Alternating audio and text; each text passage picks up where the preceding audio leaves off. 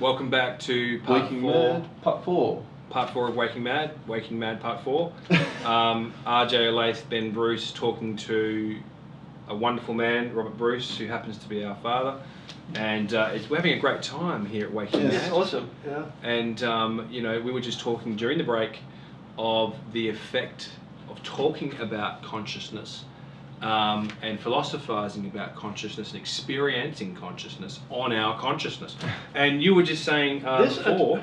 This attracts it to you. You may have heard the expression that if you take an interest in the paranormal will take an interest in you. Where your attention goes, your energy flows. And that is very, very true. If you take an interest in something... That's a maxim.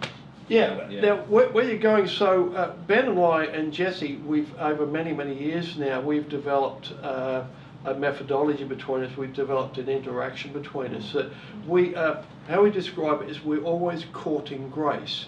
Now, grace is what we call the universe, God, higher self, whatever you want to call it, my spirit guidance, whatever you want to call it. We call it grace. And we attract grace. And you attract by talking about it. You start talking about anything to do with grace and you attract it. And we feel it with massive tingles going through the entire body.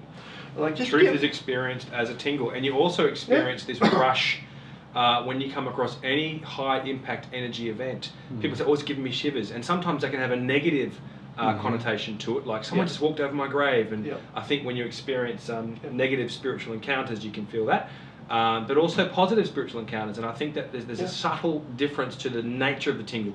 But I must admit, even with music and art and just the beauty of nature, words, poetry, I experience tingles all the time. It's all relates. And that's how I know I'm on the right track. Yes. If there's no tingle, beautiful. No tingle, no. Dingle. There's no energy there. It's a natural, like you were talking before about the mechanistic nature of consciousness having its own developmental training school. I'd never thought about that before. It flowed through me. Beauty's the same. If I listen to Beethoven's Ninth Symphony, I'm just gobsmacked and I'm feeling like vortexes of energy going up my spine, all over my skin. I so want to listen to that right now. That's how you know it's beautiful. You too? That's how you know. When you have a beautiful meal made with the best ingredients, made with love, oh my God, that tastes good. Come on, people. This is how we know if it's true. Yes. If it looks like a duck, walks like a duck, quacks like a duck, it's probably a duck. If it's beautiful and you feel that it's beautiful, if you're engaged with the topic to such an extent that you're physically and energetically moved, you're probably on the right track. And you were just saying that you were experiencing that just before. Yeah, I was, when I was describing how these training programs, after all the decades of studying it, it finally hit me while I was talking there. You had a realisation? I had a realisation when we're talking there, a big one, that the entire universe is structured as a training program to train the faithful, starting when you're a little ant or a little butterfly or something, all the way up to the higher species, us and beyond. And the whole universe, it won't go away. It is structured like a training program to help to train you and purify you and elevate you. Basically, this is structured evolution. You don't have to do this. You don't have to do anything. You can sit back and watch football and drink beer and anything you like for your entire life. But one day you're going to want to maybe look a bit further into life and spirituality. That's a really interesting point because I love football and drinking beer. However, I also find it boring. I'm sorry, I do. An aspect I didn't used to, but the more that I grow, even though I can still enjoy these things from time to time, I elect not to as much because I find it boring. It's like when you've read that book 3 times, you don't want to read it 4 times. In fact, 3 times is quite enough, thank you very much. You start to feel nauseous. Weren't you talking before, Jesse, about how when you encounter something which is a bit nonsensical or silly, or you feel sick? Yes, yeah, well, if I'm not true to myself, like if I'm in a algebra. If I'm in a situation where I have to conform and be like something else in regards to company, then I start to feel a bit sick. So when I became a man, I put away childish things. When I became a man, I put away childish things. We have to put away childish things. We do. And naturally we can put them away. We don't have to give them up and go through massive cravings and withdrawals and all sorts of things. From time to time you might have to. But really you grow out of them. You don't have to force it. You don't have to force don't. anything. You can grow out of it when you let yourself. The true nature of overcoming addictions and habits and all this is to grow. Grow out of them. Ben, you've got an internal. We're talking about the internal compass of intuition, which we all have, which will tend to lead us here and lead us towards that. Because if you go over there, it doesn't feel right anymore. But you go over here, you get all tingling and zingy and energized, because that's where you're being attracted to. Now, I know that there is a theorist named Michael Talbot, and he's written a book called The Holographic Universe, I believe. And there are many other theorists as well, going back to Oppenheimer. And I was reading about a lot of this stuff in Anthony Peake's new book, The Daemon. Actually, I think it came out a couple of years ago. Yeah, a few years back. And we're going to be meeting him at the conference, Afterlife Explorers Conference and hopefully later this month. interview him. And hopefully interviewing him, if he would condescend to us to do so. Just joking. He's a great guy. I love him. I'm sure he will, why not? And, in his book, The Daemon, which I can get to a little bit later about the actual concept of that, but he's actually going over the literature of this concept called the holographic universe. And the idea with a hologram, if you just check this point for a minute, is that every component of a hologram represents the entirety of the hologram. So if you're having a holographic, visual image, three-dimensional, based on laser beams and so on, a kind of a photography really, then if you had an image of a person in 3D, his little finger, the parts, if you will, of the hologram and the little finger contain the entire body of that person. If you look at any structure, and you find a point, that belongs to a system, where or a structure of things. It's a little bit like the way DNA is in every cell. Yeah. And DNA is in every living being. It's like an analogy I use. Actually, not quite. To explain this to people here. It's like I am the tip of my right little finger, but I'm also connected to the hand and the nervous system and the blood that flows through that. You are the tip of my right thumb over here. That's you, and that's me here. Hello, here you go. But we're all a part of the whole. The difference between me and the average person is that I realise I'm a tip of the finger. And normal people, their only reality is the tip of the finger. They think that's all there is. Yeah. But you're a part of the hand and the arm and the whole body. Yes. So as a lot of people identify with separateness. Your body and mind is a part of the entire universe. That's right. So a little bit like your mind split effect theory, that you can be in multiple places or regions or loci of consciousness. You can be an astral projection. There can be more than one. A physical. You can also be two different individuals. This is where it gets really interesting. And in actual fact, the separation between our identities is actually an illusion. Yes. As you were saying with that metaphor of the glove, there is only one glove. Or the hologram. So this is about consciousness being a singularity, is it not? And the idea of the hologram being the nature of the universe that we're encountering with our consciousness. This also brings up the nature of, I'm going to bring all these points together in a minute and get you guys to also contribute to these points, but there's another theory in quantum physics called entanglement theory, and that is where any atomic particle, if it has interaction with another subatomic particle, will forever be connected regardless of distance, and potentially even regardless of time. But that means instantaneous communication across galaxies. It's faster than the speed of light. This was the problem with Einstein's It's instantaneous. special theory of relativity, is that nothing can go as faster than light unless it had infinite mass. Yeah. And this is the E equals mc squared area of quantum physics and special relativity. Nothing can be faster than the speed of light unless it has infinite mass. So therefore, we're talking about something being faster than the speed of light, instantaneous telepathic connection between subatomic particles regardless of distance. And how could that be possible? Well, other theorists, and we will flash some of these theorists across the screen now, because we would like you to read into these things if you're interested, and to reference these terms as well, and the progression of ideas across scientific and philosophical discipline, is that there is no separateness, there is no distance. It is an illusion that there is separateness between anything. And that's why we can have precognition, we can have telepathy, we can have spontaneous regressions to past life experiences, out-of-body experiences. Everything gets explained in a unified field theory when we understand that there is no distance. Which means if you're a remote viewer, or being a remote viewing is a modern term for clairvoyance, by the way, they are one and the same thing. If you're a remote viewer, viewing something happening at the other side of the world in the future, maybe, it's because a part of you is there at the current time and at the future time. So you can move through time and space in this way. You can go back into the past in the same way. It explains how consciousness can move into the past and the present. Which explains the double slit experiment and how a particle can be both a wave and a single entity. When it's observed. When it's observed. A wave. A wave. When it's observed. Observation affects reality. Observation affects reality. These theories have been coming up with this. I mean, Einstein, what are we talking about? The 30s, the 20s, the 30s, the 40s. I mean, he was involved in the Manhattan Project, the atomic bomb, which was in the 40s. So, you know, we've been talking about special relativity theory for a long time now in quantum mechanics. And obviously it's been sort of butting up against Newtonian mechanics. And, you know, and now we're talking about psychology and even spirituality and what's the nature of consciousness. But what's happening there is like opposing religions.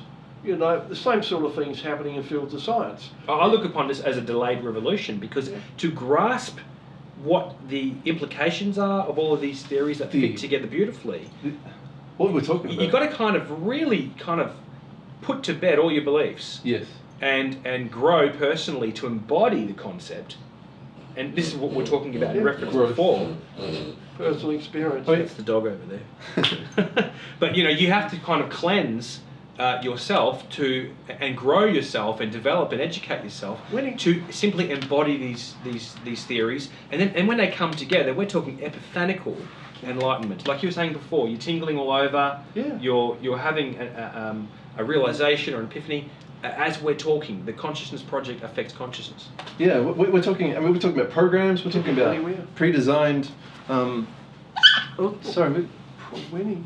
What are they doing? Waking Mad, where we harm dogs.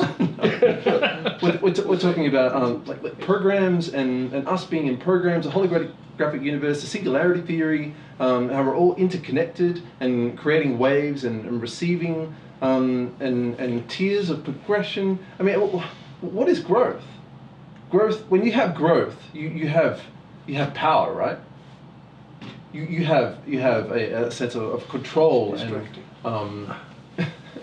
and the ability to see, differentiate, and look, interact. The basics of growth is the bigger you are, the more you can hold. That's right. So you know, I mean, if I've got this receptacle, what is it about? I don't know, 100 mils, 200 maybe. That can hold 200 mils of water.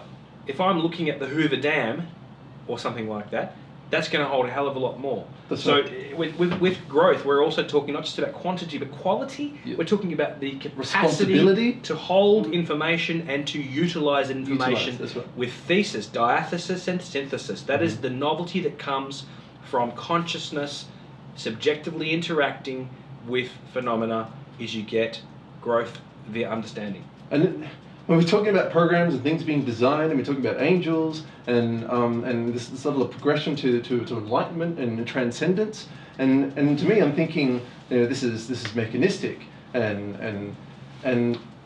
But we're not depreciating it by saying it's mechanistic. No. We're saying it's magic and wonderful and amazing, yes. And at the same time, it's a higher level mechanistic technology. That's right. Some level, isn't it? And what I'm saying is that we have growth. And that from the layers and layers of suffering and resistance via manifestation, you polish a gem. Because why would you have... The Philosopher's Stone. Why would you have a rough, cut, rock, ill-tempered, uncontrollable entity in a position of great power? Oh, that's Hitler. Why? Well, that's a big assumption there. I think he wasn't necessarily a rough diamond. I think if you put power in the hands of a madman... if you put power in the hands of a madman... Or an undeveloped soul or whatever... Yes. You get something pretty dodgy. Yes, and so... Pretty dangerous. If the village idiot is the president, look out, Americans. So when you think about this system as layers of programs and where we are or where you are relative to your environment and where you're headed, or and you think about growth and about how diamonds and rubies can be polished from the rough. And you know, when you cut diamonds and precious jewels, to use the metaphor very succinctly here, is it reflects light beautifully. Beautifully. You know, you're talking about geometric patterns and prisms and so on and so forth, and it sparkles. And it's rare. Like, and it's worth a hell of a lot more money too. It is. A raw diamond as opposed to a cut diamond, massive difference in price. And as opposed to dirt. And that's a metaphor right there. You know, that's right. That's what's going on here. So the question here is how much do you put into your growth? How much do you dedicate to growth? There's an old saying, you need to meditate for 10 minutes a day. Everyone does. If you haven't got time for that, half an hour. And be responsible. Be responsible for your growth. Yeah. Yeah. So you don't think you have time for that 10-minute meditation? Yeah. To what? I think JFK said something. I mean, I love JFK. I think he was an amazing guy. One of the things he said was, you know, ask not what your country can do for you, but ask what you can do for your country. Ask not what God can do for you, but what you can do for God. Also known as, ask not what consciousness can do for you, but what you can do for consciousness. Because there is a relationship going on here. Or for your own consciousness. Absolutely. You're going to benefit. You're going to benefit. You're going to outgrow these and nobody can do it for you. That's right. And of course you don't have to. You have free will. We can give you tips, signposts, and point you this way, and techniques and that, but you have to do it. Well, ultimately, language is a poor teacher, right? So ultimately, experience is the best teacher. Experience is the best teacher. The school of hard knocks. These poor tools we have of words. Yes. Yes. So if we bring together, just sort of wrapping this up into a nutshell, we have holographic universe theory, entanglement theory. Obviously, we've got special relativity, superstring theory, M theory. This is all about the connection of aspects of the universe. And we start to understand that there's no separateness between different aspects of consciousness either. We're all actually a part of a singularity. When people experience epiphany, mystical states, altered states of consciousness to a very high level of what the Hindus call samadhi, and also even drugs like LSD and ayahuasca, which is all roads lead to Rome, guys, is what we're seeing here is we experience singularity. And this brings us to, and it's usually encountered by an amazing sense of, you know, love and connection to all things. And tingling. And it's through these experiences that we then have contrast to our usual states of identity. Watching this football. Is me, and this is that, and this is who I am, and I'm an Australian, or I'm a Canadian, or I'm a New Zealander, or I'm a Malaysian, or whatever. And we start to go, this is all bullshit. This is all nonsense. It's an illusion. It's an illusion. It's a hologram. It's a hologram. And, you know, in actual fact, we're all singular. We're all one. So, and this is what, when you become a spiritually adept person, I understand, it's very difficult to harm people because you realise you're harming yourself. This is why a lot of Buddhist monks and whatnot no longer eat meat. They don't want to harm sentient beings. Well, it's a good analogy for that. Because they realise that you're harming yourself. I mean, I get to the point now and I got to eat a piece of meat. I feel sick. And this is a recent development. Again, the consciousness project is affecting my consciousness. Oh my God. You were saying, sorry. So there are certain trees out there that put out suckers, and it's a little root that comes out and then it puts up another tree. Now if you cut this tree out, you know, it won't transplant well. But my point here is that in some areas of the world there, a single tree, and these are usually small trees or shrubs, have like occupied hundreds of thousands of acres. So you've got this gigantic organism which all started from one tree with like billions of little suckers, billions of little trees. You see it with mushrooms as well, don't you? You see it with mushrooms, they spread. And each of these trees looks like an individual tree, but they're all connected with a root system beneath the ground we can't see. Now we can't see our connectivity, but it's there. It is demonstrable. And on that note, just to bring together the singularity of consciousness concept, the holographic universe theory, entanglement, and so on, and the way that the consciousness project affects our consciousness. And Robert was saying before that as he was talking about this, he was having a realization. And it might just be a reframing of something you already thought you knew. but all of a sudden you know it a hell of a lot more powerfully. Living in the Comes question together. will allow you to do that. It comes together. All these ideas and experiences you've had suddenly come eureka together, and process. you go, "Oh my God, that's a duck." And that's the process of discovery, and you know, and then you come up with application. The technology of thinking comes up with application. Again, why it's so important to cleanse your belief system. But I wanted to bring up another point here as well, which is about the brain and the brain-mind/consciousness interface. Now, we're obviously of the opinion that consciousness is non-local. It is not something which exists in the skull. Therefore, consciousness is not an epiphenomena of the brain. I therefore postulate from that theory that, you know, I can't see how we have evolved from amoeba into more complex multicellular beings, and then mammals, and then we have primates, and then we have the human Homo sapiens sapiens. I can't see that consciousness was an accident. I can't see it as an epiphenomena, which means it wasn't the intended purpose, but hey, it comes about anyway. It's a bit like the heartbeat. The heartbeat that we hear, lubbed up, it wasn't the reason why the heart was designed. The heart was designed as a pump, and the heartbeat, which you can make all sorts of diagnostic indications from, is an epiphenomena. It's something which has come about almost accidentally, and it has utility. I don't think consciousness is an epiphenomenon of the brain. I don't think that we're just supposed to be instinctual beings and consciousness came about accidentally. The best I could say is that consciousness must always have existed, and it is existing in some kind of synthetic synthesis kind of experience. It's making my head hurt. We're talking about consciousness growing along the way as well with the evolution of physical beings. But I'm also talking about an interaction or an interface between consciousness and the universe, in this case via flesh. Basically, there is consciousness is a database. It is a capacitor, a thing of information, a storage place, and everything must be plugged into it in order to have consciousness. Which you achieve through a hologram. Which is achieved through a hologram. That's right. Every component of a hologram contains the entirety. Yeah. If you look at a hologram, going back through time, from all of your ancestors from the year dot, going back to the butterfly you may have started off billions of years ago, there's an astral copy of every single one of those beings inside of you now. And also a DNA copy.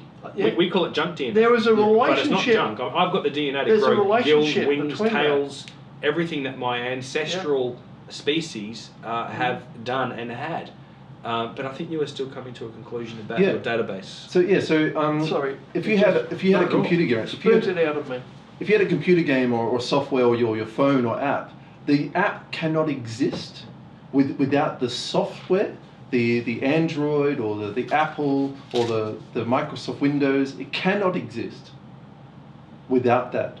It can't express itself. It cannot express itself. It cannot be used or interfaced or So therefore, in order for that application, i.e. us, to exist, to interface, to grow, you must have a platform, an OS, operating system, or a database. Which is philosophy? Which is... Method? Sorry? Is the platform method? Is it philosophy? Or is the platform is consciousness. Consciousness, okay. The platform, the operating system is consciousness, right. And we are the applications. And consciousness... Facilitating the consciousness that brings forth form, a new form. And consciousness and society and our whole civilization is very, very much like a computer database. Yes. It's like a computer. It's how it's organised, how it spreads out. It's also very much like a virus or a bacteria and how that spreads out. The reason why these analogies work is because they are repeating patterns that are already there. That is why analogies and metaphors work. It's because they are just rehashing patterns. The same framework, the same formula that is already being used, just being applied and used in a different way to create different mediums, different forms. One of the most wonderful things that Plato / Socrates, who are obviously connected in lineage, ever said was, "Man, know thyself." Agreed. Or person, know thyself. Because if it's a hologram that we're talking about, you are the gateway to all knowledge. you can have access to communicate with all beings, past, present, and future. Yeah, but this a quick point here, explains enlightenment. How can you understand advanced beings and advanced metaphysical spiritual knowledge if you don't know yourself? It starts within, doesn't it? You have to go within. Hence your belief system cleansing. Over my entire life of doing this there, eventually, like everybody else that takes this path, I ended up going back within because I found out the way to God is not out there, it's inside here. And the way to all knowledge is inside here. There's nothing outside of you. A similar a metaphor or scenario would be the idea of worshipping God and being God-fearing, which is obviously an archaic institutional religious mindset about our approach to consciousness, or in that term, divinity. It's what we use for dogs when we train them. To be fearing. To fear those, yeah. Or to be reinforced with rewards. Yep. The idea of heaven and hell. Exactly, Jess, you know. And of course, the question is, why would you worship God? Is God a narcissist? Does he need to be praised constantly with hallelujah, and if you don't, you're a bad boy, you go to hell? I mean, I think that's nonsensical. It makes sense, though, if a supreme being isn't going to require it. But it makes sense if I say that you are God. It does. Which I say to people because everything is connected. And when I say you, I don't mean you as an individual. Holographically speaking, and entanglement and relativity speaking, singularity, we are. We just don't know it yet. That's right. But what I would say is that rather than be God worshipping, you can be God joyful. You can be enjoying the presence of grace. You can be embodying grace. You can be meditating, contemplating, dancing, singing, farming, working. And those are all tools. And that can be the way that you encounter divinity. Yes. But those are all tools. They're ways for you to realise that you are a part of the finger and of the hand. Yes. And as your realisation progresses, eventually you understand that you are a part of the universe and you are a part of every little thing. My little dog Winnie is a part of us. Yes. Everything. And on that level there, when I say that you are God, I mean everybody in the world is God. So if you want to find God, you need to go within, because you are your own closest and most intimate connection with Source, and God is you. To create polished stones. Yeah. I'd like to bring up one more point about the brain. I've already mentioned that I think consciousness is not an epiphenomenon of the brain, right? The other point that's very, very crucial, and Peake talks about this in his book, and the Daemon, and it's also been mentioned by others before, including people like Aldous Huxley. He wrote The Doors of Perception, experimenting with LSD. And I certainly experience this when I've taken LSD and ayahuasca and those sorts of things, is that the brain is not creating consciousness. Rather, it is a transceiver of consciousness. It is a middleman which brings in consciousness and sort of filters it and processes biological it, and you come up with a mind set as a result. But the idea is that the brain must be a filter, because the universe is too much. Yeah. It's too huge, it's too complex. Consciousness / the universe is so awfully big that if we were to encounter it, it would literally blow your mind. It would be and mad. This is the way a lot of people become psychotic and derailed when they abuse drugs, or the drugs aren't taken ceremoniously. The only way to take drugs like LSD or ayahuasca and those sorts of mind-altering drugs is ceremoniously under proper guidance. But you can experience an expansion of consciousness because the filtering mechanism in the brain is relaxed.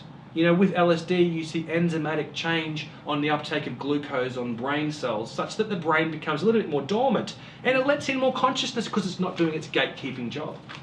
Can I give you an example of that, of how huge the universe is, which I love, by the way, is if you sincerely sit down and try and imagine infinite space, you try and grasp that in your mind, infinite space, and your mind is continuing to look further and further out, bigger and bigger space, more and more space, until you end up with something that's trillions and gazillions bigger than the universe is.